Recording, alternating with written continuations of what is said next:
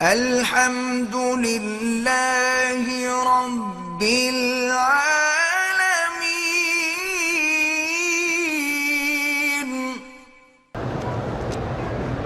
مکے میں رہتے عمرے سے طواف زیادہ افضل ہے۔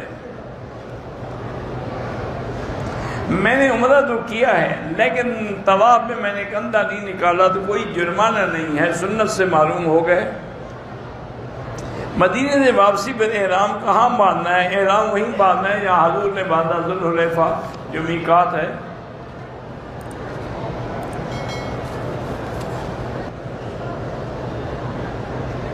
ظاہر مینگل کی طبیعت خراب ہے، اللہ شفا عطا فرمائے، جو بھی بیمار ہے اللہ شفا عطا فرمائے۔ اگر طائف جائیں گے تو واپسی پہ احرام ضروری ہے۔ ظہر کی نماز اگر راستے میں ہو تو آپ نماز قصر پڑھیں گے، کیونکہ طائف جو ہے وہ 78 کلومیٹر سے زیادہ ہے۔ کوئی آدمی اپنی بیوی کو کہتا ہے کہ میں نے آپ کو طلاق دے دی تو ہو گئی بس، اور کیا ہوتا ہے؟ طلاقوں کو سینگ ہوتے ہیں۔ اگر آدمی کو عمرے کے احکامات کا پتہ نہیں ہے، بس اللہ قبول کرے نہیں ہے پتہ، تو اب تو آ گئے، اب تو سیکھو۔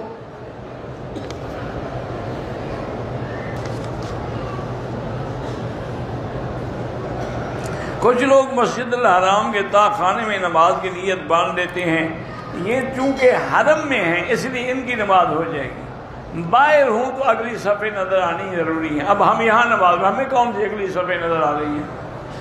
لیکن مسجد کے اندر ہے نا۔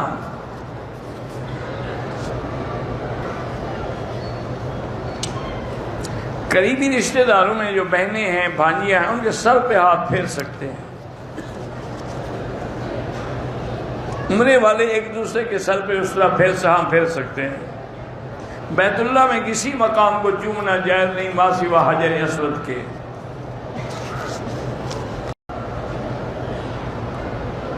حاملہ عورت کو اگر خامن طلاق دے، طلاق دینا تو گناہ ہے لیکن طلاق ہو جائے گی۔